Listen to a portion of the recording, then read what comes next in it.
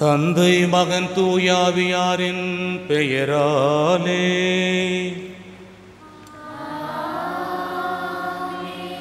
நம் ஆண்டவராகிய இயேசு கிறிஸ்துவின் அருளும் கடவுளின் அன்பும் தூய ஆவியானவரின் தோழமையும் உங்கள் அனைவரோடும் இருப்பதாக.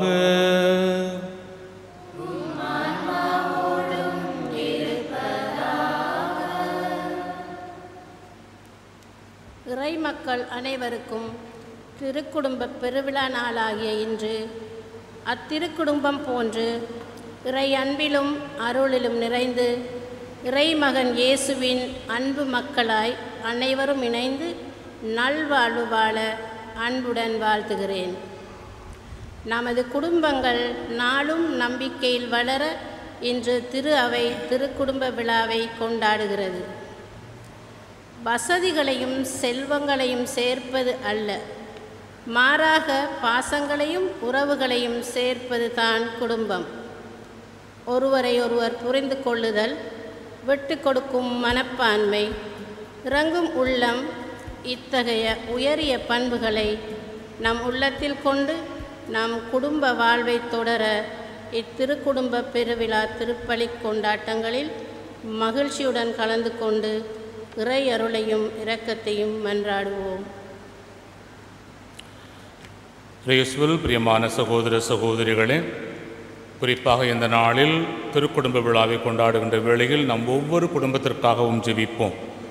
நம் குடும்பங்களில் இருக்கின்ற ஒவ்வொரு சகோதரன் சகோதரிகளுக்காகவும், கணவன் மனைவியாக இருக்கலாம், பெற்றோர் பிள்ளைகளாக இருக்கலாம், தாத்தா பாட்டி பேரப்பிள்ளைகளாக இருக்கலாம், மற்ற அனைத்து உறவுகளையும் நாம் நினைத்து பார்த்து இறைவன் அவர்கள் ஒவ்வொருவரையும் நம்மையும் நிறைவாக ஆசீர்வதிக்க இந்த பலியில் நாம் ஜெபிப்போம்.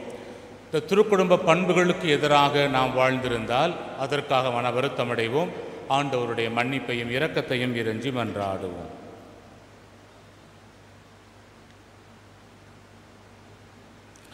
எல்லாமல்ல இறைவனிடமும் சகோதர சகோதரிகளே உங்களிடமும் நான் பாவியம் ஏற்றுக்கொள்ளுகிறேன். ஏனெனில் சிந்தனையாலும் சொல்லாலும் செயலாலும் கடமையில் தவறியதாலும் பாவங்கள் பல செய்தேன். என் பாவமே, என் பாவமே, என் பெரும் பாவமே. ஆகையால் எப்பொழுதும் கன்னியான புனித மரியாதையும் வானதூதர் புனிதர் அனைவரையும் சகோதர சகோதரிகளே உங்களையும் நம் தேவனாகிய ஆண்டவரிடம் எனக்காக வேண்டிக் கொள்ள மன்றாடுகின்றேன். எல்லாம் அல்ல இறைவன் நம் மீது இரக்கம் வைத்து நம் பாவங்களை எல்லாம் மன்னித்து நம்மை நிலை வாழ்வுக்கு அழைத்து செல்வாராக.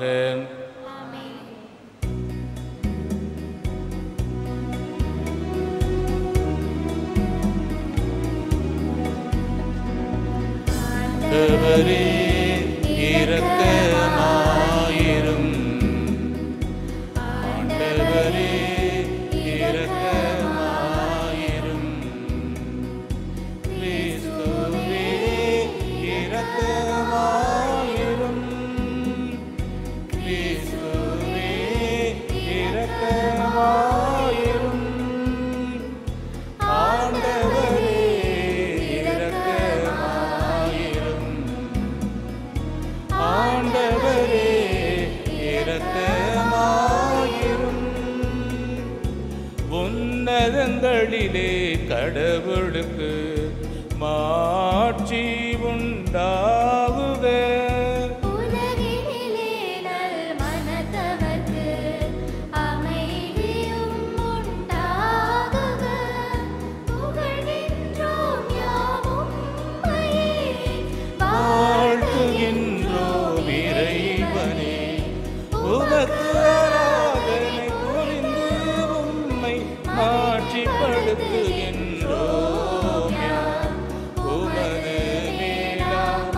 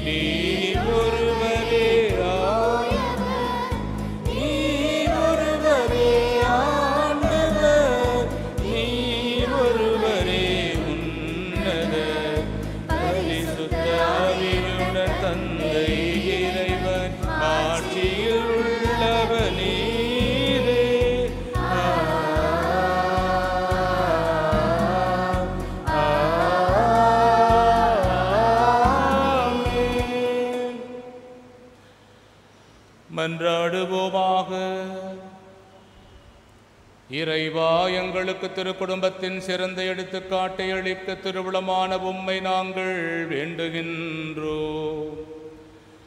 குடும்ப பண்புகளிலும் அன்பின் பிணைப்புகளிலும் நாங்கள் அதை பின்பற்றி உமது இல்லத்தின் நிலையான பரிசை மகிழ்வுடன் பெற செய்வீராக. உம்மோடு தூயாவியாரின் ஒன்றிப்பில் இறைவனா என்றென்றும் வாழ்ந்து ஆட்சி செய்கின்ற எங்கள் ஆண்டவரும் உம் திருமகனுமாகிய இயேசு கிறிஸ்து வழியாக உம்மை மன்றாடுகின்றோம்.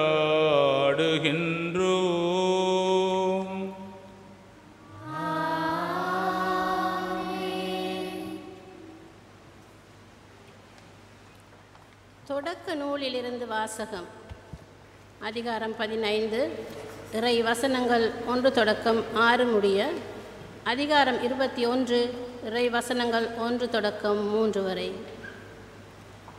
ஆண்டவரின் வாக்கு ஆபிராமுக்கு ஒரு காட்சி வழியாக வந்து அறிவித்தது.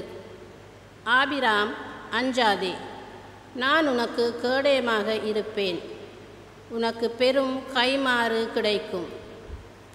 அப்பொழுது ஆபிராம், என் தலைவராகிய ஆண்டவரே, எனக்கு என்னதான் தருவீர்? எனக்கோ குழந்தையே இல்லை. தமஸ்கு நகர் எலியேசர் தான் எனக்கு பின் என் இல்லத்திற்கு உரிமை மகன் ஆகப் போகிறான். நீர் எனக்கு குழந்தையொன்றும் தராததால் என் வீட்டு அடிமை மகன் எனக்கு பின் உரிமையாளன் ஆகப் போகிறான் என்றார். அதற்கு மறுமொழியாக, இவன் உனக்கு பின் உரிமையாளன் ஆக மாட்டான், ஆனால் உனக்கு பிறப்பவனே உனக்கு பின் உரிமையாளன் ஆவான் என்று ஆபிரகாமுக்கு ஆண்டவரின் வாக்கு அருளப்பட்டது. அப்பொழுது ஆண்டவர் ஆபிராமை வெளியே அழைத்து வந்து, வானத்தை நிமிர்ந்து பார், முடியுமானால் விண்மீன்களை எண்ணிப்பார், இவற்றைப் போலவே உன் வழிமரபினரும் இருப்பர் என்றார். ஆபிராம் ஆண்டவர் மீது நம்பிக்கை கொண்டார். அதை ஆண்டவர் அவருக்கு நீதியாக கருதினார். ஆண்டவர் தாம் கூறியிருந்தபடி சாராவை கண்ணோக்கினார். ஆண்டவர் தம் வாக்குறுதிக்கேற்ப சாராவுக்கு செய்தருளினார். கடவுள் வாக்களித்தபடி குறிப்பிட்ட அதே காலத்தில் சாரா கருத்தாங்கி ஆபிரகாமுக்கு அவரது முதிர்ந்த வயதில் ஒரு மகனை பெற்றெடுத்தார். ஆபிரகாம் தமக்கு பிறந்த, சாரா தமக்கு பெற்றுக் கொடுத்த மகனுக்கு ஈசாக்கு என்று பெயரிட்டார். இது ஆண்டவர் வழங்கும் அருள்வாக்கு. உங்கள் பதில். ஆண்டவர் தம் உடன்படிக்கையை என்றென்றும் நினைவில் கொண்டுள்ளார். ஆண்டவர் தம் உடன்படிக்கையை என்றென்றும் நினைவில் கொண்டுள்ளார். ஆண்டவருக்கு நன்றி செலுத்துங்கள். அவர் தம் பெயரை சொல்லி வழிபடுங்கள். அவர் தம் செயல்களை மக்களினங்கள் அறியச் செய்யுங்கள். அவருக்கு பாடல் பாடுங்கள். அவரை புகழ்ந்தேத்துங்கள். அவர் தம் வியத்தகு செயல்கள் அனைத்தையும் எடுத்துரையுங்கள். உங்கள் பதில். ஆண்டவர் தம் உடன்படிக்கையை என்றென்றும் நினைவில் கொண்டுள்ளார். அவர் தம் திருப்பெயரை மாட்சிப்படுத்துங்கள். ஆண்டவரை தேடுவோரின் இதயம் அக்களிப்பதாக. ஆண்டவரையும் அவரது ஆற்றலையும் தேடுங்கள். அவரது திருமுகத்தை இடையராது நாடுங்கள். உங்கள் பதில். ஆண்டவர் தம் உடன்படிக்கையை என்றென்றும் நினைவில் கொண்டுள்ளார். அவர் செய்த வியத்தகு செயல்களை நினைவு கூறுங்கள். அவர் தம் அருண் செயல்களையும் அவரது வாய்மொழிந்த நீதி தீர்ப்புகளையும் நினைவில் கொள்ளுங்கள். அவரின் ஊழியராம் ஆபிரகாமின் வழிமரபே, அவர் தேர்ந்து கொண்ட யாக்கோபின் பிள்ளைகளே. உங்கள் பதில். ஆண்டவர் தம் உடன்படிக்கையை என்றென்றும் நினைவில் கொண்டுள்ளார். அவர் தமது உடன்படிக்கையை என்றென்றும் நினைவில் கொள்கின்றார். 1000 தலைமுறைக்கென தாம் அளித்த வாக்குறுதியை நினைவு கூர்கின்றார். ஆபிரகாமுடன் தாம் செய்து கொண்ட உடன்படிக்கையையும் ஈசாக்கு தாம் ஆணையிட்டு கூறியதையும் அவர் நினைவில் கொண்டுள்ளார். உங்கள் பதில். ஆண்டவர் தம் உடன்படிக்கையை என்றென்றும் நினைவில் கொண்டுள்ளார். எபிரேயருக்கு எழுதப்பட்ட திருமுகத்திலிருந்து வாசகம். அதிகாரம் 11, இறை வசனங்கள் 8, 11, 12, 17ஆம் வசனம் தொடக்கம் 19ஆம் வசனங்கள் வரை. ஆபிரகாம் தாம் அழைக்கப்பட்ட போது கீழ்ப்படிந்து உரிமை பேராக பெறவிருந்த இடத்திற்கு சென்றதும் நம்பிக்கையினால்தான். தாம் எங்கே போக வேண்டுமென்று தெரியாதிருந்தும் அவர் புறப்பட்டு சென்றார். ஆபிரகாம் வயது முதியவராயும் சாரா கருவுற இயலாதவராயும் இருந்த போதிலும் அவர் ஒரு தந்தையாவதற்கான ஆற்றல் பெற்றதும் நம்பிக்கையினால்தான். ஏனெனில் வாக்களித்தவர் நம்பிக்கைக்குரியவர் என அவர் கருதினார்.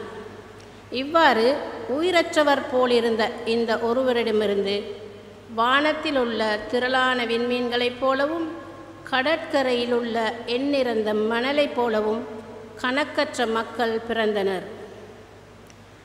ஆபிரகாம் சோதிக்கப்பட்ட போது ஈசாக்கை பலியிட துணிந்தது நம்பிக்கையினால்தான். ஈசாக்கின் மூலமே உன் வழிமரபு விளங்கும் என்ற வாக்குறுதியை அவர் பெற்றிருந்த போதிலும் அவர் தம் ஒரே மகனை பலியிட முன்வந்தார்.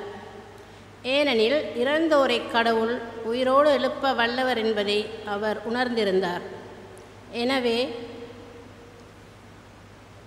அவர் தம் மகனை மீண்டும் பெற்றுக்கொண்டார். பின்பு நடக்க இருந்ததற்கு இது ஓர் அறிகுறி. இது ஆண்டவர் வழங்கும் அருள்வாக்கு.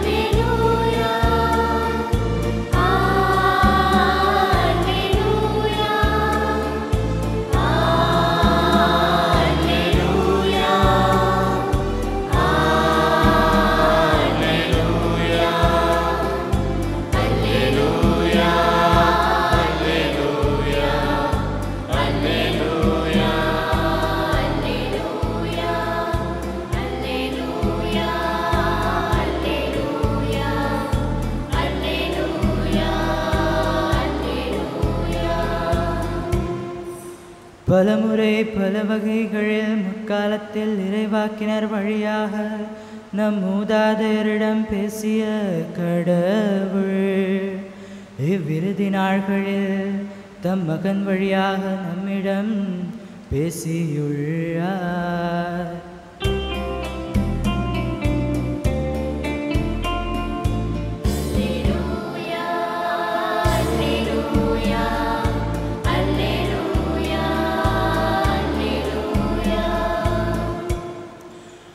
ஆண்டவர் உங்களோடு இருப்பாராக.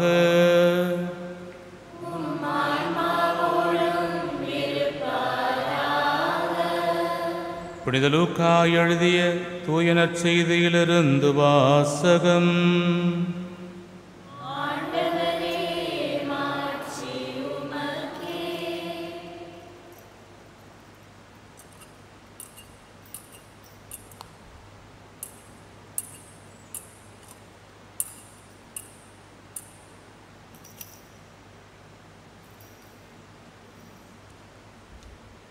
மோசேயின் சட்டப்படி தூய்மை சடங்கை நிறைவேற்ற வேண்டிய நாள் வந்தபோது குழந்தையை ஆண்டவருக்கு அர்ப்பணிக்க அவர்கள் எருசலேமுக்கு கொண்டு சென்றார்கள்.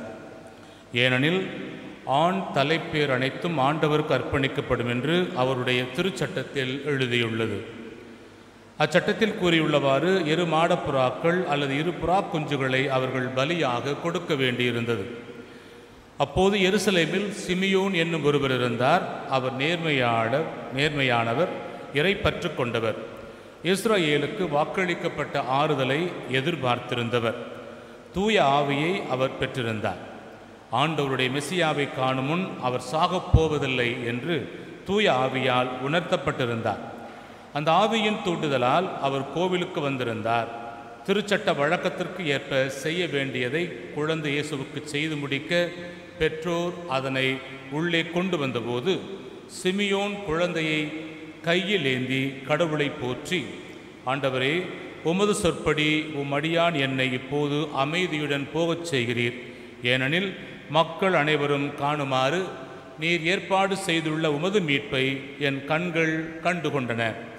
இம்மீட்பே பிற இனத்தாருக்கு வெளிப்பாடு அருளும் ஒளி. இதுவே உம்மக்களாகி இஸ்ராயேலுக்கு பெருமை என்றார். குழந்தையை குறித்து கூறியவை பற்றி அதன் தாயும் தந்தையும் வியப்புற்றனர். சிமியோன் அவர்களுக்கு ஆசி கூறி அதன் தாயாய மரியாவை நோக்கி, இதோ இக்குழந்தை இஸ்ராயேல் மக்களுள் பலரின் வீழ்ச்சிக்கும் எழுச்சிக்கும் காரணமாக இருக்கும், எதிர்க்கப்படும் அடையாளமாகவும் இருக்கும். இவ்வாறு பலருடைய மறைவான எண்ணங்கள் வெளிப்படும். உமது உள்ளத்தையும் ஒரு வாழ் ஊடுருவி பாயும் என்றார். ஆசேர் குலத்தைச் சேர்ந்த பானுவேலின் மகளாகிய அன்னா என்னும் இறைவாக்கினர் ஒருவர் இருந்தார். அவர் வயது முதிர்ந்தவர். மணமாகி 7 ஆண்டுகள் கணவரோடு வாழ்ந்தபின் கைம்பெண்ணானவர். அவருக்கு வயது 84. அவர் கோவிலை விட்டு நீங்காமல் நோன்பிருந்து மன்றாடி அல்லும் பகலும் திருப்பணி செய்து வந்தார். அவரும் அந்நேரத்தில் அங்கு வந்து கடவுளை புகழ்ந்து எருசலேமின் மீட்புக்காக காத்திருந்த எல்லாரிடமும் அக்குழந்தையை பற்றி பேசினார். ஆண்டவருடைய திருச்சட்டப்படி எல்லாவற்றையும் செய்து முடித்த பின்பு அவர்கள் கலிலேயாவிலுள்ள தங்கள் ஊராகிய நாசரேத்துக்கு திரும்பிச் சென்றார்கள். குழந்தையும் வளர்ந்து வலிமை பெற்று ஞானத்தால் நிறைந்து கடவுளுக்கு உகந்ததாய் இருந்தது.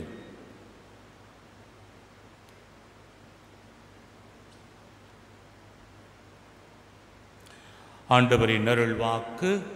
கிறிஸ்துவே உமக்கு புகழ்.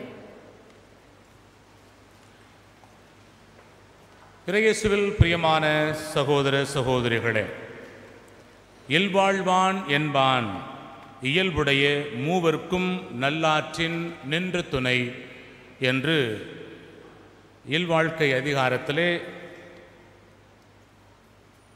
41வது குறளாக அது வருகிறது. இதனுடைய அர்த்தம் என்ன? மனைவியோடு வாழ்பவன் தான் பிள்ளைகள், பெற்றோர்கள், உறவினர்கள் என்னும் மூவருக்கும் நல்வழியில் உதவுகின்றவன் ஆவான். மனைவியோடு வாழ்கின்றவன் எவனோ அவன் பிள்ளைகள், பெற்றோர்கள், உறவினர்கள் இந்த மூவருக்கும் நல்வழியில் உதவுகின்றவன் ஆவான் என்று கூறுகிறது. கிறிஸ்து பிறப்பு பெருவிழாவிற்கு வருகின்ற அடுத்த ஞாயிறானது திருக்குடும்ப ஞாயிறாக திருச்சபை கொண்டாடுகின்றது. இதுவே இந்த ஆண்டின் இறுதி ஞாயிறும் கூட. குடும்ப விழா சரி, அதென்ன திருக்குடும்ப விழா, ஏன் அப்படி சொல்ல வேண்டும் என்ற ஒரு கேள்வி எழலாம், எழாமலும் இருக்கலாம். இறைவன் இந்த குடும்பத்தில் பிறந்ததால் மட்டுமல்ல, மாறாக இறைவனை பெற்றெடுத்த அந்த மரியாளிடமும் யோசேப்பிடமும் அந்த தெய்வீக பண்புகள், நல்ல குணநலன்கள், தெய்வீக குணநலன்கள் இருந்ததால் இந்த குடும்பத்தை நாம் திருக்குடும்பம் என்று அழைக்கிறோம். வழக்கமாக சொல்வோம் என்று சொன்னால், குடும்பம் என்பது ஒருவர் பிறருக்கு இன்பத்தை கொடுக்கும் ஒரு செயலாகும். இதுதான் எழுதப்படாத விதி என்பது. குடும்பம் என்றால் ஒருவர் பிறருக்கு இன்பத்தை கொடுக்க வேண்டும். கணவன் மனைவிக்கு இன்பத்தை கொடுக்க வேண்டும், மனைவி கணவனுக்கு இன்பத்தை கொடுக்க வேண்டும், பெற்றோர்கள் பிள்ளைகளுக்கு இன்பத்தை கொடுக்க வேண்டும், பிள்ளைகள் பெற்றோருக்கு இன்பத்தை கொடுக்க வேண்டும். இப்படியாக ஒருவர் ஒருவருக்கு இன்பத்தை கொடுப்பதாலே அதற்கு பெயர் குடும்பம் என்றானது. இந்த குடும்பத்தை நீங்கள் பிரித்து பார்த்தால் தெரியும். கொடு இன்பம், இதை வேகமாக சொல்லுகின்ற பொழுது அது குடும்பம் என்ற பெயராக மாறிவிடுகிறது. ஆக உண்மையான குடும்பம் என்பது தன்னுடைய மகிழ்ச்சியை பிறருக்கு கொடுப்பது தான். இன்பத்தை கொடுக்க வேண்டும் என்று சொன்னால் பலர் நினைப்பாங்க தாம்பத்திய வாழ்க்கை மட்டுமென்று. இல்லை, அது ஒரு பகுதி தான். குடும்ப வாழ்க்கையின் கணவன் மனைவி உறவு என்பது ஒரு அங்கம்தான். அதை சுற்றி பல அங்கங்கள் இருக்கின்றது. அனைத்தும் சேர்ந்து வருகின்ற பொழுதுதான் அது உண்மையான குடும்பமாக இருக்க முடியும். ஒரு நல்ல குடும்பத்தில் என்னென்ன பண்புகள் இருக்க வேண்டும் என்று சொன்னால், ஒருவர் பிறர் மீது மரியாதை கொடுக்க வேண்டும், ஒருவர் பிறரை நிறை குறைகளோடு ஏற்றுக்கொள்ள வேண்டும், பிறரை சரியாக புரிந்து கொள்ள வேண்டும், பிறருடைய மனதை காயப்படுத்தாதவர்களாக நாம் இருக்க வேண்டும், விட்டு கொடுத்து வாழக்கூடிய பண்புகள் ஒரு குடும்பத்திலே இருக்க வேண்டும், தியாகம் செய்யக்கூடிய மனப்பான்மை கணவன் மனைவி பெற்றோர் பிள்ளைகளிடத்தில் இருக்க வேண்டும், ஒருவர் பிறரை அனுசரித்து வாழ வேண்டும். தான் வாழ்கின்ற வாழ்க்கை தான் சரி என்று இருமாப்போடு இல்லாமல் எங்கே விட்டு கொடுத்து வாழ வேண்டுமோ, அனுசரித்து போக வேண்டுமோ, இந்த பண்புகள் அங்கே இருக்க வேண்டும். மன்னித்து வாழ வேண்டியது என்பது மிகவும் முக்கியமான ஒரு பண்பு குடும்ப வாழ்க்கையிலே. ஆக எந்த ஒரு குடும்பமாக இருந்தாலும் எல்லோருமே மனித பலவீனத்தில் வாழுகின்றவர்கள் தான். ஆக கணவன் மனைவியை, மனைவி கணவனை, பெற்றோர் பிள்ளைகளை, பிள்ளைகள் பெற்றோர்களை மன்னிக்க வேண்டும், மன்னிப்பு கேட்க வேண்டும். ரெண்டுமே வேண்டும். நான் மன்னிப்பு கேட்க மாட்டேன், நீங்கள் மட்டும் மன்னிச்சுக்கிட்டே போங்க என்று சொல்வது குடும்ப வாழ்க்கை கிடையாது. மன்னிப்பை கொடுக்கின்ற வேளையில் மன்னிப்பை கேட்கவும் கூடிய மனநிலை நம்மிடம் இருக்க வேண்டும். ஒருவர் பிறருக்காக தங்களுடைய தீய வழிகளை, பொல்லாத வழிகளை விட்டுவிட்டு நேரிய வழியில் நடக்கின்ற பிள்ளைகளாக அந்த குடும்பத்தில் உள்ளவர்கள் இருக்க வேண்டும். ஆக இன்பத்திலும் துன்பத்திலும் தோள் கொடுத்து நடக்க வேண்டும். இன்பத்தில் மட்டும் மகிழ்ச்சி கண்டுவிட்டு துன்பத்தில் விட்டு ஓடிப்போவதல்ல உண்மையான குடும்ப வாழ்க்கை என்பது. இன்பமோ துன்பமோ நோயோ நொடியோ அனைத்திலும் பிரமாணிக்கமாக வாழ வேண்டும் என்பது, தோள் கொடுத்து வாழ்வது என்பது நல்ல ஒரு குடும்பத்தில் இருக்க வேண்டிய பண்புகள். எல்லாவற்றுக்கும் மேலாக இறை திருவுளத்தை ஏற்று நடக்கின்ற பிள்ளைகளாக இருக்க வேண்டும். இதுதான் முக்கியமான அம்சமாக நாம் பார்க்க வேண்டும். இறை திருவுளம். இந்த இறை திருவுளம் எந்த குடும்பத்தில் இருக்கிறதோ அந்த குடும்பம் நன்றாக இருக்கும். பெற்றோர்கள் மட்டுமல்ல, பிள்ளைகளும் அந்த இறை திருவுளத்தை கேட்டு ஏற்று நடக்கின்ற பிள்ளைகளாக இருக்க வேண்டும். பெற்றோர்கள் பிள்ளைகளுக்கு முன்னால் சான்று பகர வேண்டும், பிள்ளைகள் பெற்றோர்களுக்கு முன்னாலும் சான்று பகர்ந்து வாழ வேண்டும். இப்படியாக ஒருவர் பிறரை முழுமையாக புரிந்து கொண்டு வாழுகின்ற குடும்பம் எங்கு இருக்கிறதோ அந்த குடும்பத்தில் இறைவன் இருப்பார். அந்த குடும்பம் ஒரு திருக்குடும்பம் தான் என்றால் அது மிகையாகாது. ஆக குடும்பம் என்பது கற்றுக் கொடுக்கும், கற்றுக்கொள்ளக்கூடிய ஒரு இடமாக இருக்கக்கூடிய ஒரு இடம்தான். குடும்பம் என்பது எல்லா கலைகளையும் கற்றுக் கொடுக்கக்கூடிய ஒரு இடம், எல்லா கலைகளையும் கற்றுக்கொள்ளக்கூடிய ஒரு இடம். அதனால்தான் முன்னோர்கள் சொன்னார்கள், நல்லதொரு குடும்பம் பல்கலைக்கழகம் என்று. A family is a university where we can learn all skills. அவ்வளவுதான். எல்லா கலைகளையும் கற்றுக் கொடுக்கக்கூடிய ஒரு இடம் என்றால் அது குடும்பம்தான். சமூகவியலில் இல்லையா, சோசியலிஸ்ட் சொல்கிறாங்க, ஒரு 6 வகையான குடும்பங்களை அவங்க வகைப்படுத்துகிறாங்க. என்ன 6 வகையான குடும்பம்? தொடக்க காலத்தில் கூட்டு குடும்பங்கள் இருந்தது.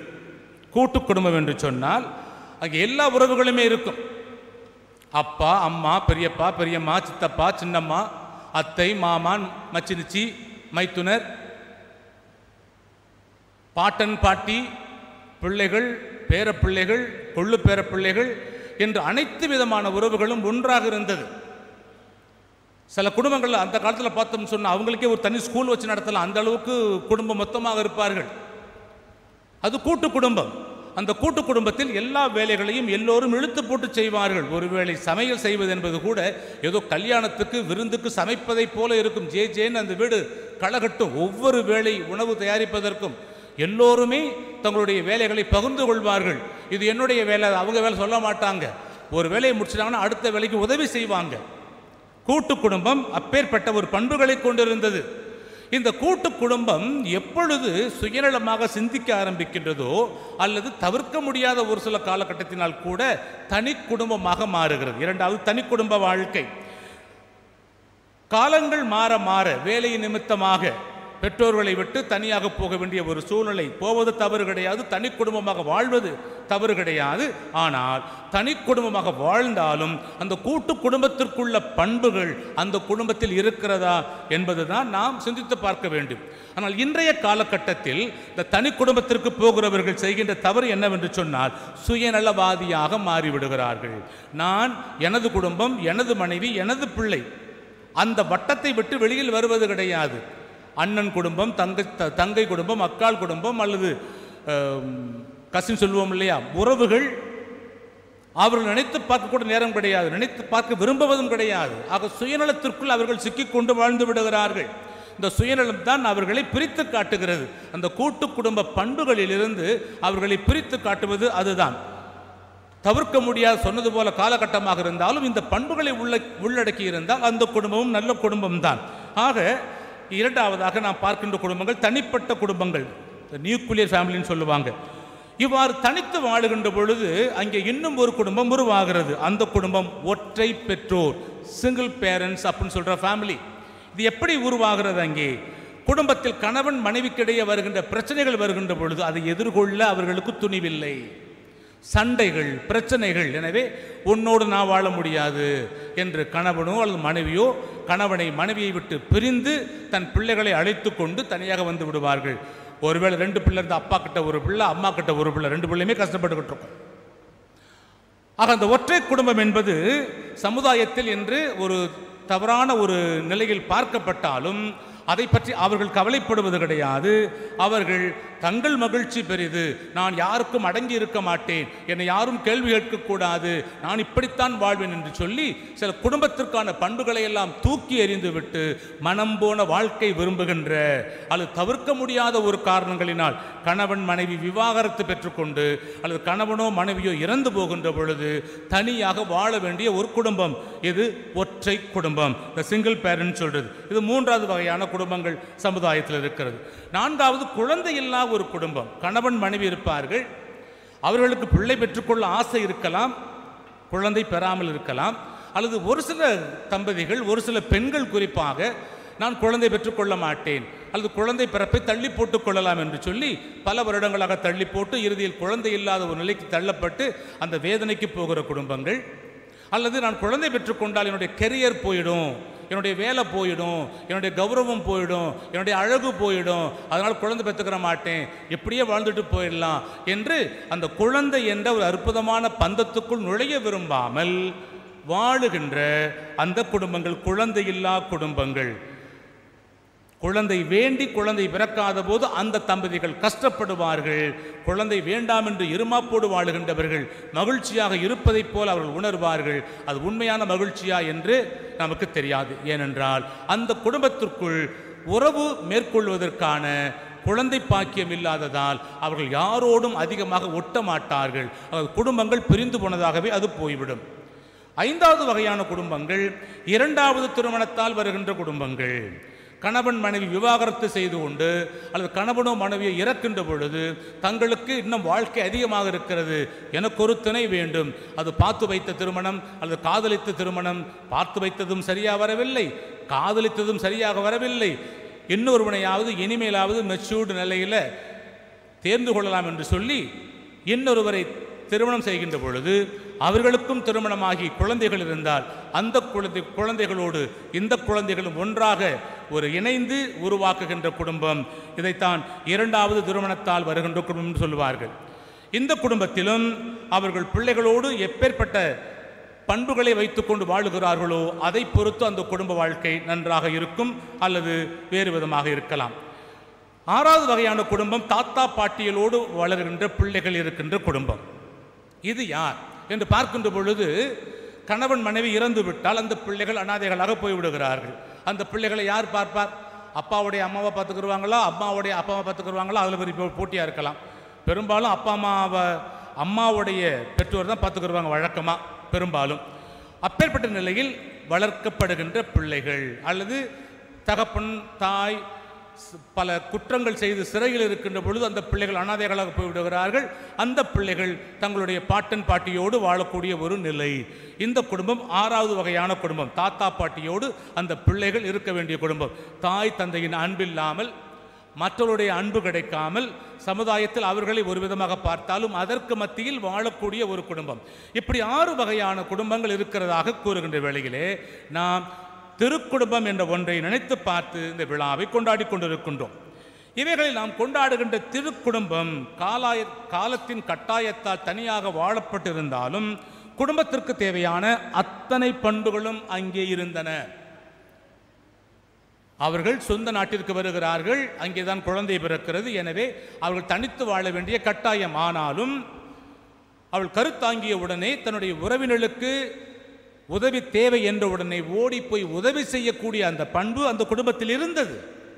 ஆக குடும்பத்தில் அத்தனை பண்புகளும், ஒரு குடும்பத்திற்கு தேவையான அத்தனை பண்புகளும் இருந்தது என்பதுதான் உண்மை. பிரியமான சகோதரனே சகோதரியே, இந்த திருமண வாழ்க்கை தொடங்குவதற்கு முன்னதாக யோசேப்பிற்கும் மரியாளுக்கும் இடையே உள்ளத்துக்குள் பல எண்ண ஓட்டங்கள் ஓடிக்கொண்டிருந்தன. இது சாத்தியமா, இது நடக்குமா, இது எப்படி நடக்கும், நான் அவளோடு உறவு கொள்ளவில்லையே, அவள் குழந்தையோடு இருந்தால் எப்படி ஏற்றுக்கொள்வது? எனவே தான் மறைவாக விளக்கிவிட நினைக்கின்றார் யோசேப்பு. ஆனாலும் எப்பொழுது இறைவனால் இவருக்கு செய்தி கொடுக்கப்பட்டதோ, மரியாளுக்கு கொடுக்கப்பட்டதைப் போல சூசையப்பருக்கும் கொடுக்கப்பட்ட போது அதை ஏற்றுக்கொள்ளுகிறார். ஆகட்டும் ஆண்டவர் என்று ஏற்றுக்கொள்ளுகிறார். ஏற்றுக்கொண்ட நாளிலிருந்து அந்த மனைவிக்கு எந்த விதமான துரோகமும் செய்யாமல், எந்த விதமான வேறு எண்ணங்களும் இல்லாமல் நல்ல கணவனாக அவர் வாழ்வதைத்தான் நாம் பார்க்கிறோம். அந்த அன்பில் துளி கூட குறைவு கிடையாது. தன் மனைவி ஏற்றுக்கொண்ட நாளிலிருந்து அவருடைய இன்ப துன்பங்களில் பங்கெடுக்கின்ற கணவராக, அந்த மனைவியை காப்பாற்றுவதற்கு கடினமாக உழைக்கின்ற ஒரு கணவனாக, அந்த பிள்ளைக்கு முன்னால் சான்று பகர்கின்ற ஒரு தகப்பனாக அவர் வாழ்கின்றார். அதே போல மரியாளும் தன் கணவனின் உணர்வுகளை உணர்ந்த பிறகு அவரை புரிந்து கொண்டு அவருக்கு பிரியமான மனைவியாக அவள் வாழ ஆரம்பிக்கிறாள். அதுதான் மிகவும் அவசியமான ஒன்று. தன் கணவனுடைய வருமானத்திற்கு ஏற்ற விதமாக தன் குடும்பத்தை நடத்த வேண்டும், தன் பிள்ளையை எப்பேற்பட்ட வழியில் நடக்க வைக்க வேண்டும், கற்றுக் கொடுக்க வேண்டும் என்று சொல்லி அந்த பண்புகளை கற்றுக்கொண்டு, அது கடவுளின் பிள்ளையாக இருந்தாலும் இந்த உலகத்தில் வாழ்கின்ற பொழுது இப்படித்தான் வாழ வேண்டும் என்று வளர்த்து காட்டியவள் அன்னை மரியாள். இயேசு கிறிஸ்து கடவுளின் மகனாக இருந்தாலும் இந்த உலகத்திலே மனிதனாய் பிறக்க தீர்மானித்த நாளிலிருந்து தன்னையே மாற்றிக்கொண்டுதான் வாழ்ந்திருக்கிறார். உங்களைப் போல என்னைப் போல ஒரு குழந்தையாக இந்த உலகத்திலே பிறந்திருந்தாலும் மரியாளுக்கும் யோசேப்பிற்கும் கீழ்ப்படிந்து அவர் வாழ்ந்து வந்தார். அதைத்தான் இன்றைய வாசகத்தில் இறுதியிலே பார்த்தோம். இயேசு ஞானத்திலும் உடல் வளர்ச்சியிலும் மிகுந்து கடவுளுக்கும் மனிதருக்கும் உகந்தவராய் வாழ்ந்து வந்தார், கீழ்ப்படிந்து நடந்தார் என்று பார்க்கிறோம். அந்த கீழ்ப்படிதல் என்ற பண்புகளையும் தெய்வ பயத்தையும் கற்றுக் கொடுத்தது இந்த யோசேப்பு மரியாள் தம்பதியினர் தான். ஆக தாய் தந்தையை மதித்து நட, பெற்றோரை அவமதிக்காதே போன்ற அந்த இறை வார்த்தைகள் அதன் பிரகாரம் அந்த பிள்ளையை வளர்த்து கொண்டு வந்து, ஒரு பிள்ளை என்றால் குடும்பத்தில் இப்படித்தான் இருக்க வேண்டும் என்ற அந்த மனித குடும்ப பண்புகளோடு வளர்த்து வந்ததை ஏற்றுக்கொண்டு வாழ்ந்தவர்தான் இயேசு. ஆக இந்த குடும்பத்தில் யோசேப்பு, மரியாள், இயேசு வாழ்ந்த குடும்பம் இத்தனை பண்புகளையும் உள்ளடக்கி இருந்ததால் தான் அதனை நாம் திருக்குடும்பம் என்கிறோம். ஆக திருக்குடும்பத்திற்கான இலக்கணம் என்றால் இதுதான். இத்தனை பண்புகளை திருப்பி சொல்ல முடியாது இல்லையா? முதல்ல பட்டியல் போட்ட அத்தனை பண்புகளையும் எந்த குடும்பம் உள்வாங்கி அதனை வாழ்ந்து காட்டுகின்றதோ அந்த குடும்பம் தான் திருக்குடும்பம். ஆண்டவர் சொன்ன வாக்கு என் வாழ்க்கையில் நடக்கும் என்று அவர் நம்புகிறார், ஏற்றுக்கொள்ளுகிறார். அதன் விளைவாகத்தான் அவர் பல்வேறு மக்களுக்கு தந்தையாகின்ற ஒரு பாக்கியத்தை பெறுகின்றார். அதற்கு எபிரேய நூலிலே வாசிக்க கேட்டோம். இன்றைய நாளிலே ஆபிரகாம் இறைவன் மீது எந்த அளவுக்கு வைத்திருந்தார் என்று சொன்னால், அவர் சொன்னதையெல்லாம் ஏற்றுக்கொண்டு நம்பி வாழுகின்ற ஒரு வாழ்க்கை வாழ்வதை நாம் பார்க்கிறோம். எங்கே போக சொல்லுகிறார் என்று தெரியாமலேயே அந்த இடத்திற்கு போகிறார். அது அவர் வைத்த நம்பிக்கையினால். வயது முதிர்ந்த நிலையில் மனைவி மூலமாக உனக்கு முறைப்படி குழந்தை பிறக்கும், அந்த குழந்தை உனக்கு வாரிசாக வரும் என்று சொன்ன பொழுது இதையும் நடக்கும் என்று ஏற்றுக்கொண்டார் நம்பிக்கையினால். மூன்றாவதாக அப்படி கொடுக்கப்பட்ட மகனை எனக்கு நீ பலியிட வேண்டும் என்று சொன்ன பொழுதும் கூட அவர் தயங்கவில்லை. ஆண்டவர் கொடுத்தார், அவர் பார்த்து கொள்ளட்டும் என்று சொல்லி அந்த குழந்தையை பலியிட துணிந்ததும் அந்த நம்பிக்கையினால் தான் என்று இந்த இரண்டாவது வாசகத்திலே வாசிக்க கேட்டோம். ஆக இந்த பரம்பரையில், ஆபிரகாமின் பரம்பரையில் வந்தவர்கள் தான் யோசேப்பும் மரியாளும். அந்த பரம்பரையாக கற்றுக் கொடுத்த அந்த குடும்ப பண்புகள் இவர்கள் வாழ்க்கையும் மெளிர்ந்ததால் இவர்களும் நம்பிக்கையின் நட்சத்திரங்களாக மாறுகின்றார்கள். மரியாளை நம்பிக்கையின் தாய் என்று நாம் அழைக்கிறோம். அதே போல சூசையப்பரும் நம்பிக்கையின் தந்தையாகத்தான் இருக்கிறார். இன்று நம் குடும்பங்களில் நாம் பார்க்கின்ற செயல்கள் என்ன? பெற்றோர்கள் இறை நம்பிக்கை உள்ளவர்களாக இருக்கின்றார்களா? நீங்கள் இருக்கின்றீர்களா? உங்கள் பிள்ளைகளை இறை நம்பிக்கையில் நீங்கள் வளர்க்கின்றீர்களா? குடும்ப ஜெபம் உங்கள் குடும்பத்தில் இருக்கிறதா? கணவன், மனைவி, பெற்றோர், பிள்ளைகள் என்று அனைவரும் சேர்ந்து ஜெபிக்கின்ற குடும்பங்களாக உங்கள் குடும்பங்கள் இருக்கிறதா? குடும்பத்தில் உள்ளவர்கள் அனைவரும் சேர்ந்து உணவருந்துகிறீர்களா? தனித்தனியாக உணவருந்துகிறீர்களா? டிவியை பார்த்துக்கிட்டு, மொபைலை நோண்டிக்கிட்டு, வேறு ஏதாவது பார்த்துக்கிட்டு சாப்பிட்டுக்கிட்டு இருக்கிறீங்களா? அல்லது கணவன் மனைவியோடு சேர்ந்து உண்ணுகிறீர்களா? சீரியலுக்கும் விளையாட்டுக்கும் முக்கியத்துவம் கொடுக்கின்ற நாம் குடும்ப உறவுகளுக்கும் முக்கியத்துவம் கொடுக்கின்றோமா? அடுத்தவரின் சுமைகளை நம்முடைய சுமைகளாக ஏற்றுக்கொண்டு உதவிகள் செய்து அவர்கள் இக்கட்டான நிலையில் தூக்கிவிட உதவுகிறோமா? அல்லது அவர்களை நசுக்குகின்ற கருவிகளாக நாம் இருக்கின்றோமா? பெரியவர்களை மதிக்க வேண்டும், அவர்களுக்கு உதவி செய்ய வேண்டும் என்ற படிப்பினையை நாம் வாழ்ந்து காட்டுகின்றோமா? பிள்ளைகளுக்கு கற்றுக் கொடுக்கின்றோமா? தீய வார்த்தைகளை நாமும் பேசாமல் பிள்ளைகளையும் பேச விடாமல் கண்டிக்கின்றோமா? அல்லது பிள்ளைகள் தீய வார்த்தைகள் பேசுகின்ற பொழுது ஆஹா என் பிள்ளை எப்படியெல்லாம் பேசுது என்று பெருமைப்படுகின்றோமா? ஒருவர் மற்றவரோடு பேசுகின்றோமா அல்லது ஆளுக்கு ஒரு கைபேசியை வைத்துக்கொண்டு நாம் பேசிக்கொண்டிருக்கிறோமா? உறவுகளோடு பேசுவதற்கு பதிலாக எந்திரங்களோடு பேசிக்கொண்டிருக்கிறோமா? மனக்கசப்போடு வாழுகிறோமா அல்லது அன்போடும் பாசத்தோடு வாழுகின்ற குடும்பங்களாக உங்களுடைய குடும்பங்கள் நம்முடைய குடும்பங்கள் இருக்கிறதா? இந்த பண்புகள் இன்று குடும்பங்களில் இல்லாததன் விளைவாகத்தான் இன்று பல குடும்பங்கள் பிரிந்து வாழ்ந்து கொண்டிருக்கின்றது. கணவன் மனைவிக்கிடையே பிரச்சனை, கணவனும் மனைவியும் பேச முடியாமல் இருக்கின்றார்கள். எனக்கு தெரிந்த ஒரு குடும்பத்தில் திருமணமாகி 50 ஆண்டுகளுக்கு மேலாக கணவன் மனைவியோடு பேசாமல் இருந்த தம்பதிகள் உண்டு. 50 ஆண்டுகளாக ஒரு கூரையின் கீழ் வாழுகின்றார்கள். கணவன் மனைவியோடு பேசியது கிடையாது, மனைவி கணவனோடு பேசியது கிடையாது. அப்பேற்பட்ட ஒரு வைராக்கியத்தோடு வாழ்ந்த குடும்பங்களும் உண்டு. உங்கள் குடும்பங்கள் அப்பேற்பட்ட குடும்பங்களாக இருக்கிறதா?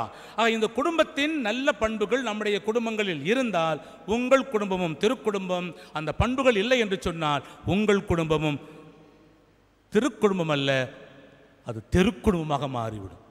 ஒரு குடும்பம் திருக்குடும்பமா அது தெருக்குடும்பமா என்பது நீங்கள் வாழுகின்ற வாழ்க்கை முறையை வைத்து பிரியமான சகோதரனே சகோதரியே. எனவே இந்த திருக்குடும்ப விழாவை கொண்டாடுகின்ற நாம் ஒவ்வொருவருமே இந்த திருக்குடும்பத்தில் இருந்த பண்புகள் நம்முடைய வாழ்க்கையில் இருக்க வேண்டும்.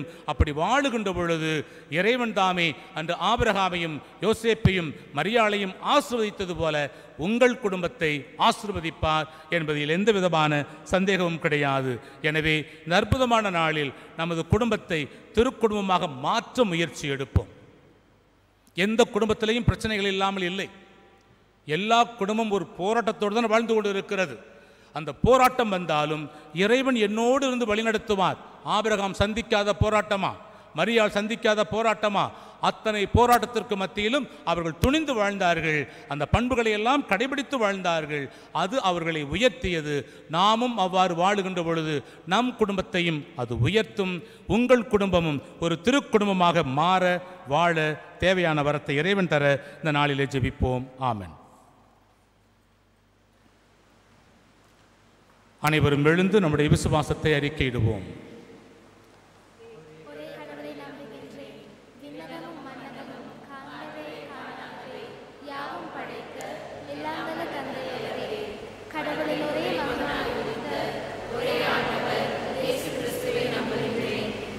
காலங்களுக்கெல்லாம் முன்னே கடவுளாக ஒளியாக உண்மை கடவுளினின்று உண்மை கடவுளாக உதித்தவர். இவர் உதித்தவர் உண்டாக்கப்பட்டவர், தந்தையோடு ஒரே பொருளானவர். இவர் வழியாகவே யாவும் படைக்கப்பட்டன. மனிதர் நமக்காகவும் நம் மீட்புக்காகவும் விண்ணகமிருந்து இறங்கினார். தூய ஆவியால் கன்னை மரியாவிடம் உடலெடுத்து மனிதரானார். மேலும் நமக்காக போதியுள்ளாத அதிகாரத்தில் சிலுவையிலே அறையப்பட்டு பாடுபட்டு இறந்து அடக்கம் செய்யப்பட்டார். மறைநூல்களின்படி 3ஆம் நாள் உயிர்த்தெழுந்தார். விண்ணகத்துக்கு எழுந்தருளி எல்லாம் வல்ல தந்தையின் வலப்பக்கம் வீற்றிருக்கின்றார். வாழ்வோரையும் இறந்தோரையும் திருப்பிட மாட்சிமையுடன் மீண்டும் வர இருக்கின்றார். அவரது ஆட்சிக்கு முடிவராது தந்தையிடமிருந்தும் மகனிடமிருந்தும் புறப்படும் ஆண்டவரும் உயிரளிப்பவருமான தூய ஆவியாரை நம்புகின்றேன். இவர் தந்தையோடும் மகனோடும் ஒன்றாக ஆராதனையும் மாட்சியும் பெறுகின்றார். இறைவாக்கினர்கள் வாயிலாக பேசியவர்களே, ஒரே புனித கத்தோலிக்க திருத்தூதர் வழிவரும் திரு அவையை நம்புகின்றேன். பாவ மன்னிப்புக்கான ஒரே திருமுழுக்கை ஏற்றுக்கொள்கின்றேன். இறந்தோரின் உயிர்ப்பையும் வரவிருக்கும் மருந்தக வாழ்வையும் எதிர்பார்க்கின்றேன். ஆமென். இறைவன் நம் குடும்பத்தின் தலைவராக இருக்கிறார். நம் இல்லத்தின் தலைவர் ஆண்டவர் தாமே. அந்த திருக்குடும்பத்தில் இருந்த பண்புகளை தியானித்த நாம் நம்முடைய குடும்பத்தில் அந்த பண்புகள் வளர நம்மை சுற்றி இருக்கின்றவர்கள் மகிழ்ச்சியாக வாழ தேவையான வரத்தை இந்த வேளையில் நாம் ஜெபிப்போம். அனைத்தையும் ஆண்டு வழி நடத்தும் ஆண்டவரே, எம் தாய் திருச்சபையை நிறைவாக ஆசீர்வதித்து உம் மந்தைகளை இரட்சணிய பாதையில் வழி நடத்த தேவையான ஞானத்தையும் ஆற்றலையும் உடல் உள ஆரோக்கியத்தையும் எம் திருத்தந்தை, ஆயர்கள், அருட்தந்தையர்கள், துறவிகளுக்கு வழங்கி ஆசீர்வதிக்குமாறு இறைவா உம்மை மன்றாடுகின்றோம். ஆண்டவரே, எங்கள் மன்றாட்டை கேட்டருளும். பேரன்பின் பெட்டகமே இறைவா, திருக்குடும்ப பெருவிழாவை கொண்டாடும் இந்நன்னாளில் ஒவ்வொரு குடும்பமும் கிறிஸ்தவ விழுமியங்களை கடைபிடித்து நிறைவாழ்வு வாழும் உண்மை கிறிஸ்தவர்களாக வாழ அன்பின் சிறகுகளால் எம்மை அரவணைத்து காத்து வழி நடத்திட வேண்டுமென இறைவா உம்மை மன்றாடுகின்றோம். குணமளிக்கும் மருத்துவரே தேவா, இன்று உலகையே முடக்கிக் கொண்டிருக்கும் கொரோனா தொற்றிலிருந்து மனித குலம் விடுபட்டு பழைய நிலைக்கு திரும்பவும் இந்நோயிலிருந்து மக்களை பாதுகாக்க அயராது பாடுபடுவோர் தளராது பணிபுரிய தேவையான உறுதியையும் உடல் நலத்தையும் பெறவும் அனைவரையும் நிறைவாக ஆசீர்வதிக்குமாறு இறைவா உம்மை மன்றாடுகின்றோம். ஆண்டவரே, எங்கள் மன்றாட்டை கேட்டருளும். அமைதியின் தூதனாய் அவனியில் அவதரித்த வேந்தனே, இந்நாட்டின் தலைவர்கள் சுயநலம் துறந்து பொதுநலம் நிரம்பியவர்களாக நாட்டின் நலனை கருத்தில் கொண்டு செயல்பட்டு நாட்டில் நீதியும் அமைதியும் நிறைந்த ஆட்சியை நிலைநிறுத்த அத்தலைவர்களை ஆசீர்வதித்து வழி நடத்துமாறு இறைவா உம்மை மன்றாடுகின்றோம். ஆண்டவரே, எங்கள் மன்றாட்டை கேட்டருளும். இந்த வேளையில் நம் குடும்பத்தை நினைத்து பார்ப்போம். ஒவ்வொருவரும் உங்கள் குடும்பத்தை நினைத்து பாருங்கள். நீங்கள், உங்களுடைய பெற்றோர், உங்களோடு உடன் பிறந்தார், அண்ணன், அக்கா, தம்பி, தங்கை, அவருடைய பிள்ளைகள், அதேபோல் நானும் என்னுடைய குடும்பத்தை நினைத்து பார்க்கிறேன். என்னுடைய உடன்பிறப்புகள், சகோதர சகோதரி, அவருடைய குடும்பங்கள், அவருடைய பிள்ளைகளின் குடும்பங்கள், உறவுகளுடைய குடும்பங்கள், இந்த பங்கு என்ற குடும்பம், எனக்கு தெரிந்த நண்பர்கள் குடும்பம், உறவுகள் குடும்பம் அனைத்தையும் நான் நினைத்து பார்க்கிறேன். ஒவ்வொரு குடும்பமும் இறைவன் கொடுத்த கொடை என்பதை நாம் உணர்வோம். திருக்குடும்பத்தின் பண்புகள் அனைத்து குடும்பங்களிலும் இருந்து எவ்வாறு யோசேப்பு மரியாளும் இயேசுவோடு இணைந்து ஒரு இனிமையான வாழ்க்கையை போராட்டத்திற்கு மத்தியிலும் வாழ்ந்தார்களோ, அதே போல நம்முடைய குடும்பங்களும் அந்த பண்புகளை கொண்டு வாழ நாம் ஜெபிப்போம்.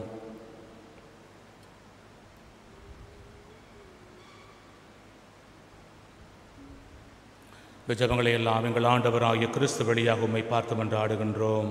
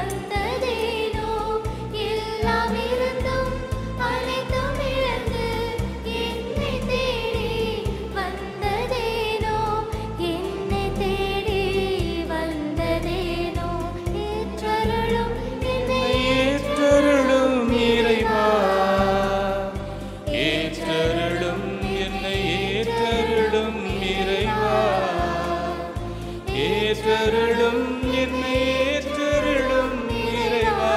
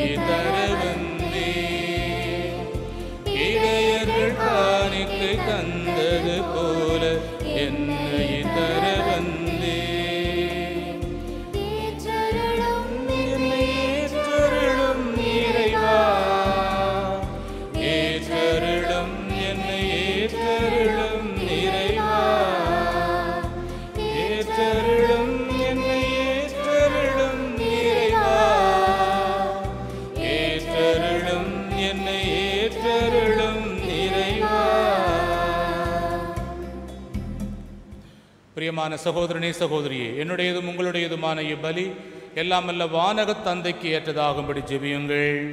நம் ஆண்டவர் தம் திருப்பெயரின் புகழ்ச்சிக்காகவும் மாட்சிக்காகவும் நமது நன்மைக்காகவும் புனித திரு அவை அனைத்து நலனுக்காகவும் உமது கையிலிருந்து இப்படியை ஏற்றுக்கொள்வாராக.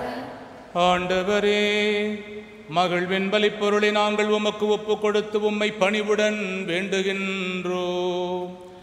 அதனால் கடவுளின் கன்னித்தாய் புனித யோசேப்பு ஆகியோருடைய பரிந்துரையின் உதவியால் எம் குடும்பங்களை அருளிலும் அமைதியிலும் உறுதியாய் நிலை நிறுத்துவீராக. எங்கள் ஆண்டவராகிய கிறிஸ்து வழியாக உம்மை மன்றாடுகின்றோம்.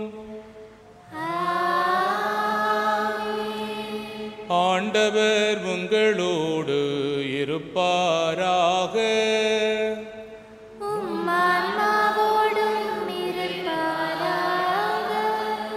இதயங்களை மேலே எழுப்புங்கள்.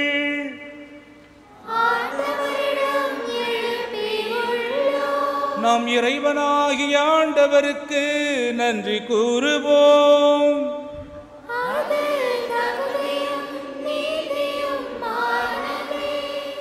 ஆண்டவரே, தூயவரான தந்தையே, என்றும் வாழும் எல்லாம் வல்ல இறைவா, எங்கள் ஆண்டவராகிய கிறிஸ்து வழியாக எந்நாளும் எவ்விடத்திலும் நாங்கள் உமக்கு நன்றி செலுத்துவது மெய்யாகவே தகுதியும் நீதியும் ஆகும். எங்கள் கடமையும் மீட்புக்குரிய செயலுமாகும். ஏனெனில் வாக்கு மனிதரானார் என்னும் மறை நிகழ்வின் வாயிலாக உமது மாட்சியின் ஒளி எங்கள் மனக்கண்களுக்கு புதிதாய் ஒளி வீசியது. எனவே அவரில் நாங்கள் கடவுளை கண்கூடாய் காண்கின்றோம். அவர் வழியாகவே நான் கண் காணாதவை மீதுள்ள அன்பினால் நாங்கள் ஒவ்வொருவரும் மாட்கொள்ளப்படுகின்றோம். ஆகவே வானதூதர் முதன்மை வானதூதரோடும் அரியணையில் அமர்வோர் தலைமை தாங்குவோரோடும் வான் படைகளின் அணிகள் அனைத்தோடும் சேர்ந்து நாங்கள் உமது மாட்சியை புகழ்ந்து ஆர்ப்பரித்து பாடுவதாவது: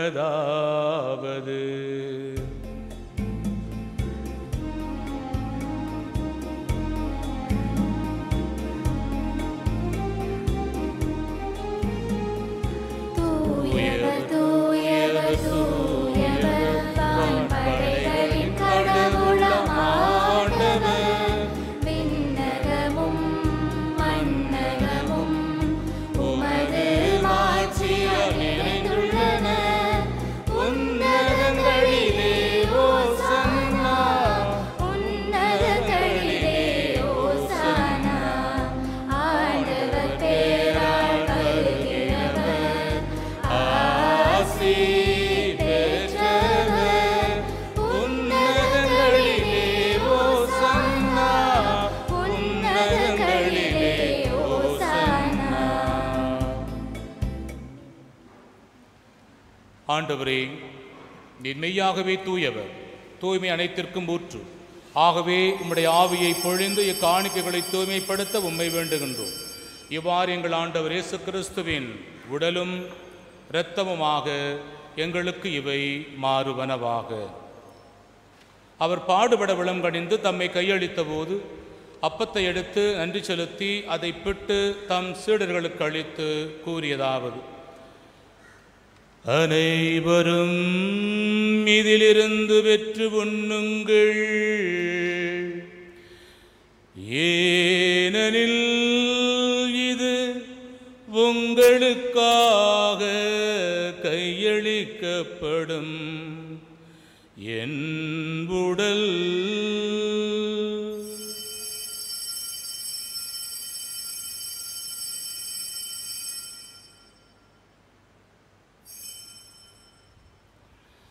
அவன் நம்மை இரவு விருந்தை அருந்திய பின் கிண்ணத்தையும் எடுத்து மீண்டும் உமக்கு நன்றி கூறி தம் சீடர்களுக்கு அளித்து அவர் கூறியதாவது: அனைவரும் இதிலிருந்து பெற்று பருகுங்கள்,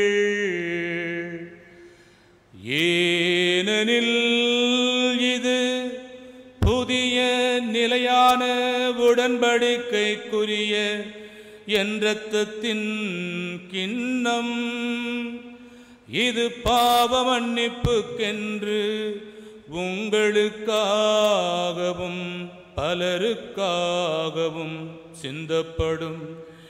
இதை என் நினைவாக செய்யுங்கள். இதை என் நினைவாக செய்யுங்கள்.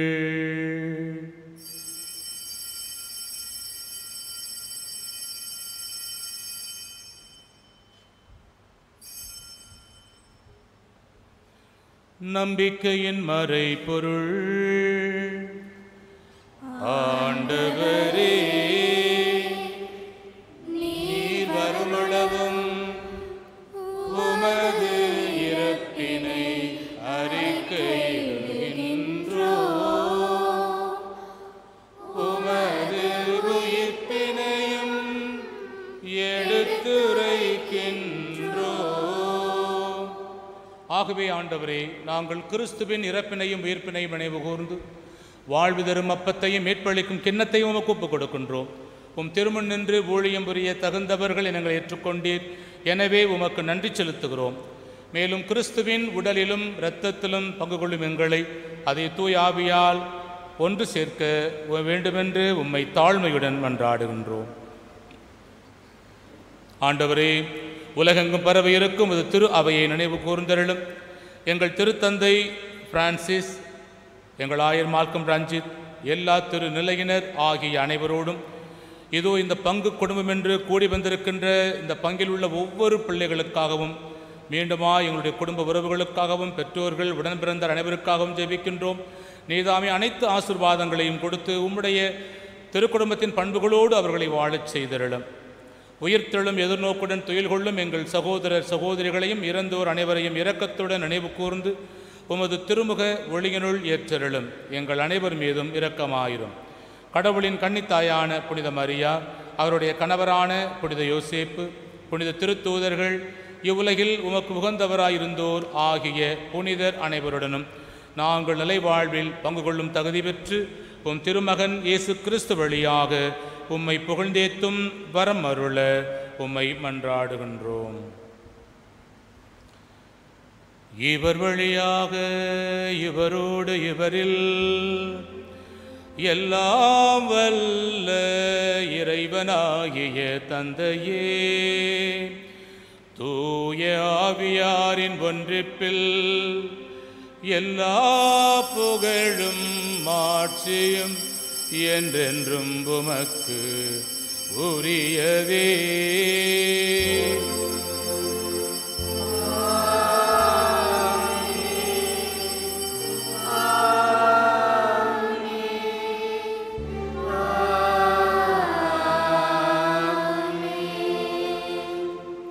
மீட்பரின் கட்டளையால் கற்பிக்கப்பட்டு இறை படிப்பினையால் பயிற்சி பெற்ற அனைவரும் துணிந்து சொல்வோம். விண்ணுலகில் இருக்கிற எங்கள் தந்தையே, உமது பெயர் தூயதென போற்ற பெறுக, உமது ஆட்சி வருக, உமது திருவிடம் விண்ணுலகில் நிறைவேறுவது போல மண்ணுலகில் நிறைவேறுக. எங்கள் அன்றாட உணவை இன்று எங்களுக்கு தாரும். எங்களுக்கு எதிராக குற்றம் செய்வோரை நாங்கள் மன்னிப்பது போல எங்கள் குற்றங்களை மன்னியும். எங்களை சோதனைக்கு உட்படுத்தாதேயும், தீமையிலிருந்து எங்களை விடுவித்தருளும்.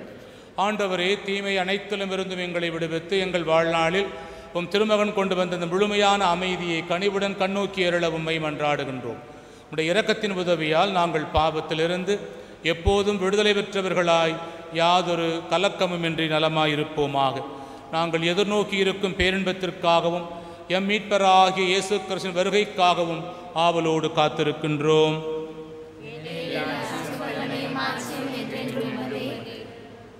ஆண்டவரே, இயேசு கிறிஸ்துவே, அமைதியை உங்களுக்கு விட்டுச் செல்கின்றேன், என் அமைதியை உங்களுக்கு அளிக்கின்றேன் என்று உடைய திருத்தூதர்களுக்கும் ஒழிந்தீரே. எங்களுடைய பாவங்களையும் பலவீனங்களையும் ஒருபோதும் பாராமல் இதையும் கடந்து உம்மீதும் திரு அவையின் மீதும் வைத்திருக்கின்ற நம்பிக்கை விசுவாசத்தை மட்டுமே கண்ணோக்கி திருவிழத்திற்கேற்ப அதற்கு அமைதியையும் ஒற்றுமையையும் அளித்தருள திருவிழம் கொள்வீராக. என்றென்றும் வாழ்ந்து ஆட்சி செய்கின்றவர் நீரே. ஆண்டவருடைய அமைதி உங்களோடு என்று இருப்பதாக. குடும்பமாக வந்திருக்கின்ற நீங்கள் குடும்ப உறுப்பினர்களோடு மகிழ்ச்சியாக, ஒருவேளை மனக்கசப்பு இருந்தால் கூட பொண்டாட்டி புருஷங்கிட்ட முகத்தை பார்த்து சிரித்து சந்தோஷமாக சமாதானம் சொல்லுங்கள். சமாதானத்தை பகிர்ந்து கொள்வோம். அமைதி.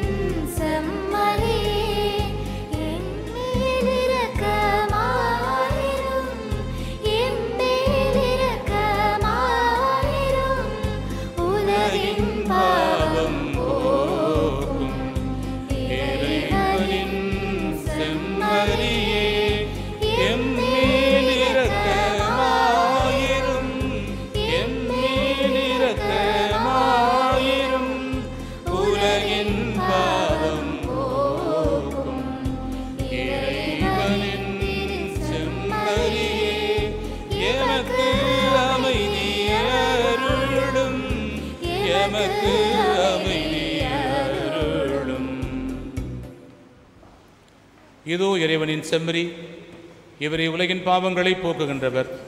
இவர் தருகின்ற திருவிருந்திலே கலந்து கொள்ள வந்திருக்கின்ற ஒவ்வொருவருமே பேறு பெற்றோர். ஆண்டவரே, நீரை நிலத்தில் எழுந்தருள நான் தகுதியற்றவர். ஆனால் ஒரு வார்த்தை மட்டும் சொல்லி அருளும், எனது ஆன்மா நலமடையும்.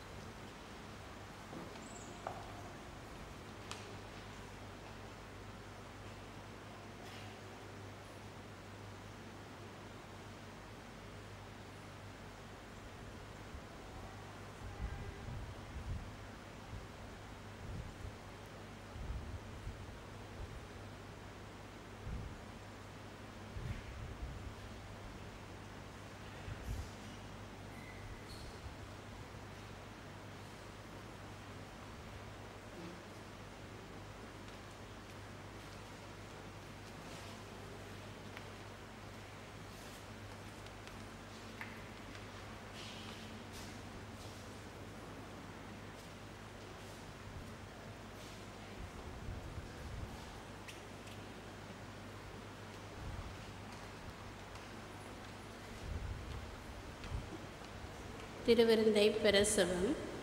என் இனிய இயேசுவே, தூய நற்கருணையில் நீர் உண்மையாகவே பிரசன்னமாயிருக்கிறீர் என்பதை நான் நம்புகிறேன். இந்த உலகத்தில் உள்ள எல்லா பொருள்களையும் விட உம்மை நான் அன்பு செய்கிறேன். மேலும் உன்னை என் ஆன்மாவில் வரவேற்க ஆவல் கொண்டுள்ளேன். ஆனால் உம்மை இப்போது நற்கருணை வடிவத்தில் பெற முடியாத காரணத்தினால் ஆன்மீக வடிவில் என் உள்ளத்தில் எழுந்து வாரும். நீர் என்னோடு இருப்பதைப் போல் நினைத்து உம்மை அரவணைத்து கொள்ளவும் உம்மோடு முழுமையாக இணைந்து வாழவும் விரும்புகின்றேன். உம்மை விட்டு ஒருபோதும் பிரியாமல் இருக்க வரம் தாரும் இயேசுவே. ஆமேன்.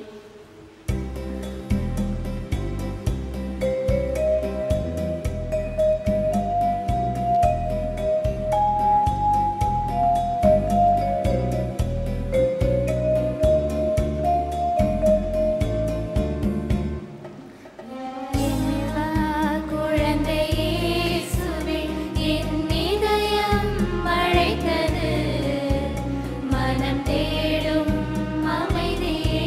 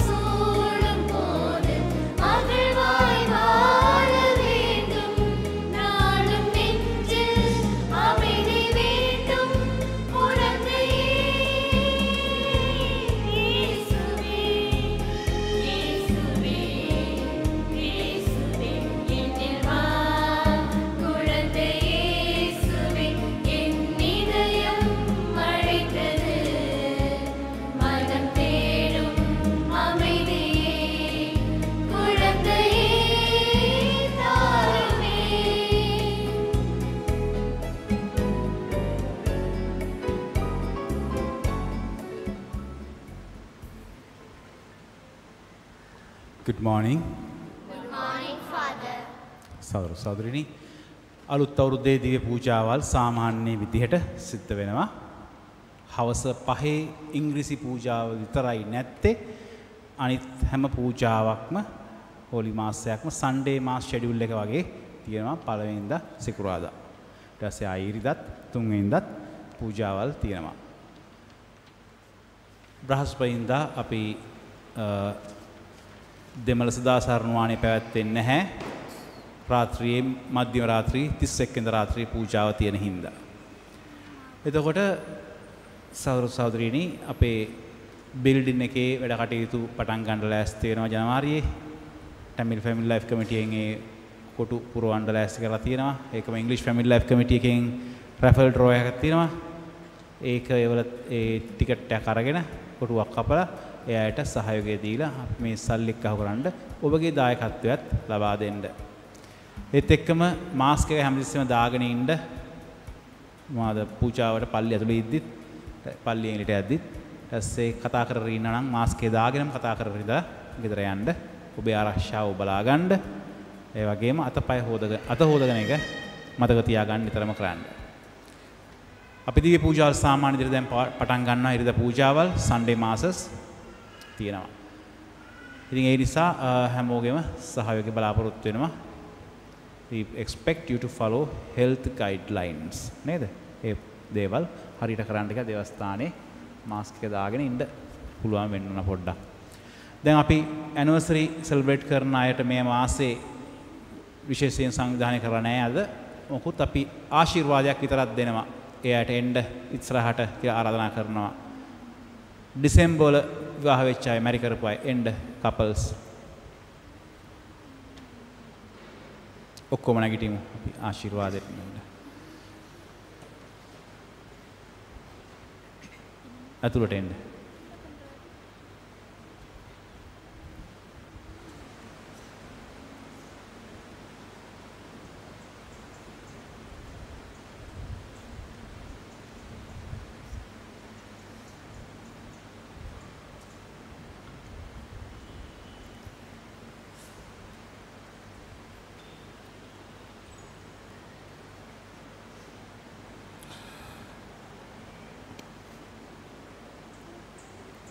அன்பு கடவுள் இறைவா, இதோ இந்த மாதத்தில் தங்களுடைய திருமண வாழ்வை தொடங்கி பல ஆண்டுகளாக வாழ்ந்து கொண்டிருக்கின்ற இதுவும் சன்னிதானத்தில் வந்திருக்கின்ற இந்த ஒவ்வொரு தம்பதிகளையும் ஆசீர்வதித்தருளும்.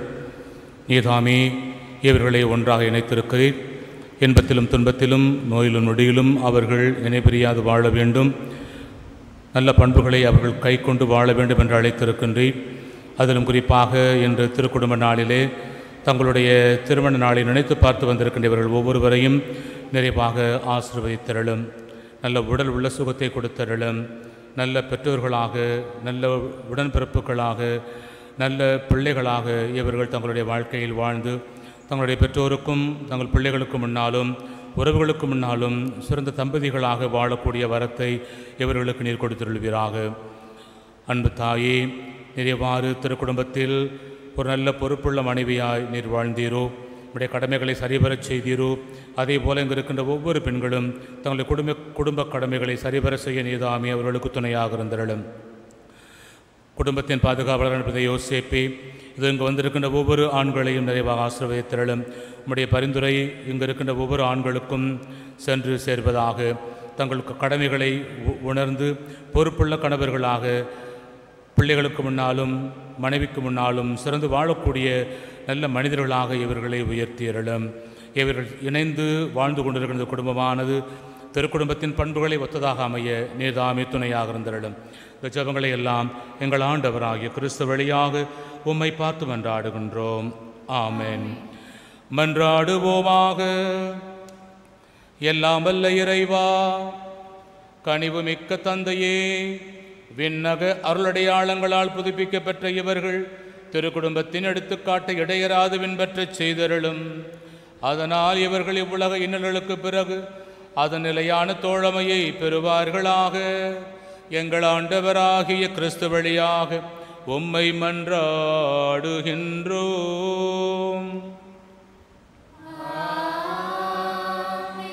ஆண்டவர் உங்களோடு இருப்பாராக.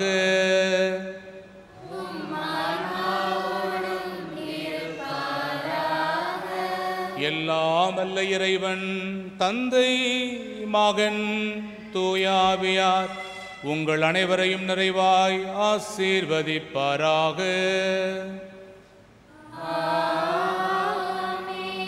திருக்குடும்பத்தைப் போல உங்கள் குடும்பத்தை நடத்த சென்று வாழுங்கள். திருப்பலி நிறைவேறிற்று.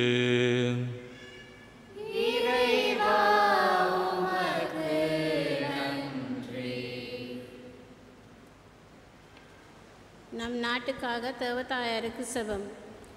மிகவும் நேசமும் தயாபரமும் நிறைந்த தாயே, இலங்கையின் ராக்கினியும் பாதுகாவலியுமானவளே, உமது பிள்ளைகளாகிய எங்களின் அவசர தேவைகளின் போது எங்களை கருணை கண் கொண்டு நோக்கியருள வேண்டுமென்று இறந்து மன்றாடுகின்றோம்.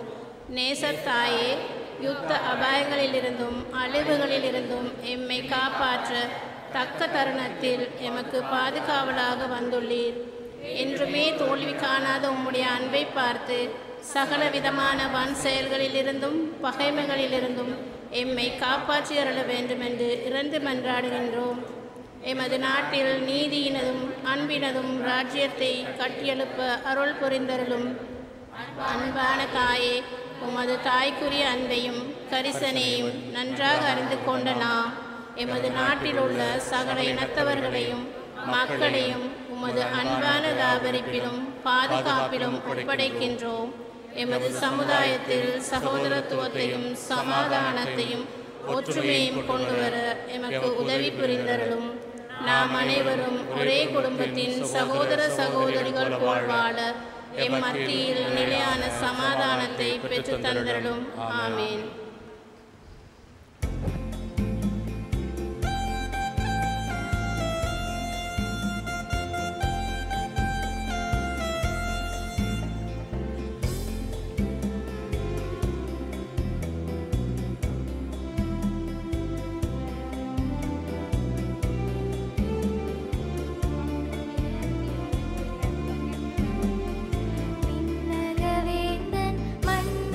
மலர மன்னக மரியாள் உதரத்தில் தங்கி விண்ணக வேந்தன் மண்ணிலே மலர மன்னக மரியாள் உதரத்தில் தங்கி மாடடை குடிலினில் பிறந்திட்டார் மக்களின் மனங்களில் மலர்ந்திட்டார்.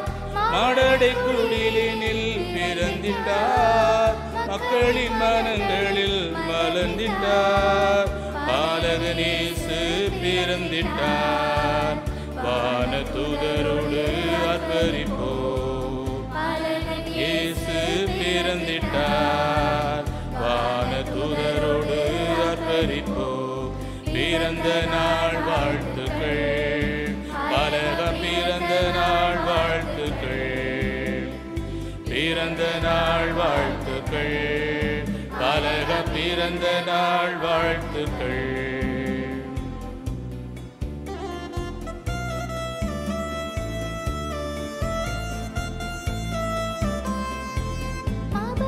இயேசு மண்ணிலே பிறக்க மாடடை தவிர வேறொன்றுமில்லை. மாபரன் இயேசு மண்ணிலே பிறக்க மாடடை தவிர வேறொன்றுமில்லை. மனித வாழ்வு மலர்ந்திடவே பாவத்தடைகள் அகன்றிடவே.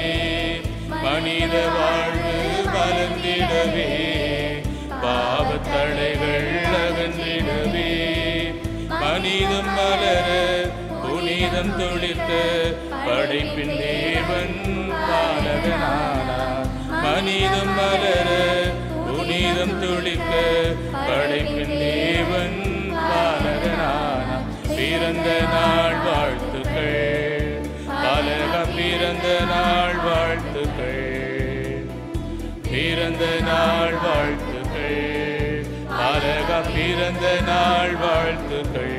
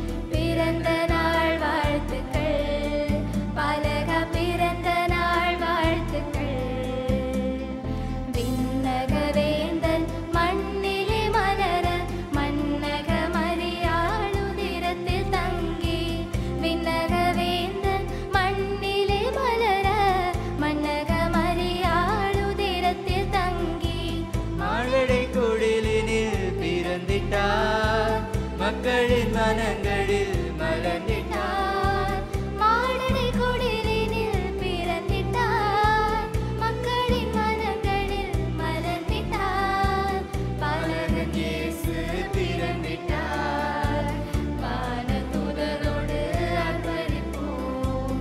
பாலகன் இயேசு பிறந்திட்டார். வானதூதரோடு அர்ப்பணிப்போம். பிறந்த நாள் வாழ்த்துக்கள். பாலகா பிறந்த நாள் வாழ்த்துக்கள். பிறந்த நாள் வாழ்த்துக்கள். பாலகா பிறந்த நாள் வாழ்த்துக்கள்.